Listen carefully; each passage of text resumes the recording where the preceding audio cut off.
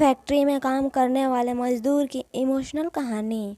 हम सब लोग अपने आप में इतना मस्त हैं कि हम लोगों को यह भी नहीं पता होता है कि मानवता नाम की भी कोई चीज़ होती है। आज मैं आप लोगों को एक ऐसी ही कहानी सुनाने जा रही हूँ जिसको सुनकर आपका मन एकदम सोचने पर मजबूर हो जाएगा। करण एक चॉकलेट बनाने वाले कंपनी में काम करता था। एक दिन की बात है, उसको काम पूरा करते लेट हो गया और वह उस कमरे में पहुंच गया जहां पर सारी चॉकलेट को ठंडा किया जाता था। पूरा कमरा इतना ठंडा था कि कोई भी आदमी कुछ घंटों बाद मर सकता था।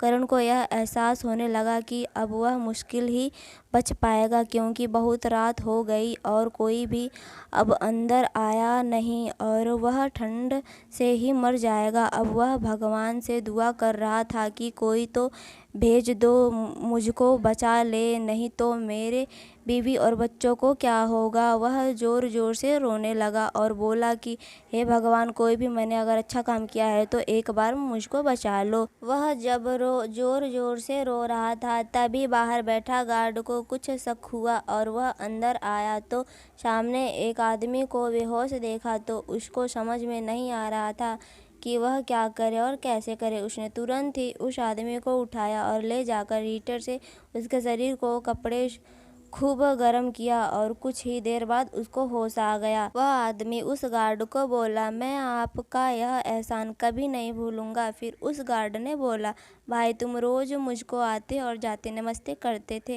लेकिन आज तुम न बाहर आए और ना ही मुझको तुम्हारी आवाज़ सुनाई दिया। यहाँ बहुत ही कम लोग हैं जो मुझको नमस्ते करते हैं, लेकिन तुम एक ऐसे इंसान हो जो मुझको जितनी बार देखते हो उतनी बार नमस्ते करते हो। आज तुम जब फैक्ट्री में बाहर नहीं आए तब मुझको कुछ गड़बड़ लगा और मैं फैक्ट्री के अंदर गया और वहाँ पर मैंने तुम्हारी ज़ोर ज़ोर के रोने की आवाज़ आई। जब तक मैं उस कमरे में पहुँचता तब तक तुम बेहोश हो गए थे और फिर मैं तुमको यहाँ पर लाया। तो दोस्तों, इस कहानी से हम लोगों को यही सीख मिलती है कि उस आदमी की जान सिर्फ और सिर्फ नमस्ते करने वाले गार्ड ने बचा लिया। इसलिए कहा गया है कि जैसे आप करोगे वैसे ही आप पाओगे। कहानी अच्छी लगी हो तो शेयर करें।